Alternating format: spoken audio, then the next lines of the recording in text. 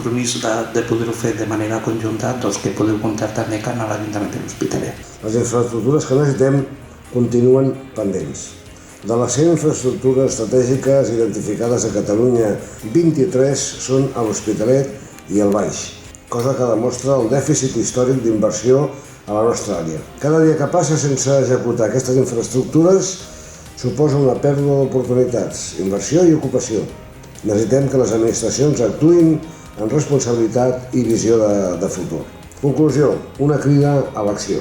Avui des de l'AEBA i el Fòrum Empresarial del Llobregat alcem la veu i demanem compromisos ferms, inversió real i terminis clars.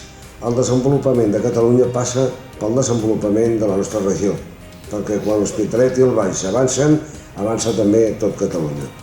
El Baix Llobregat, a més de ser actor, és un incumbent. El territori necessita fer coses, però no les pot fer ell perquè no té les competències per fer-ho. Hi ha un projecte de país que és interconnectar les persones per raons de feina, d'estudis, amb transport públic.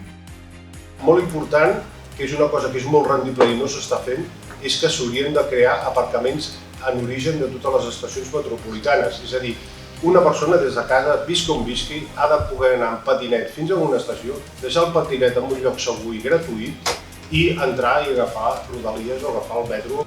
Connectar la línia 9 i la línia 10, doncs definitivament, perquè això faria augmentar 119.000 passatgers més al dia. Molt bona part són de l'Hospitalet que se'n van a treballar a la Sagrera o a Badalona.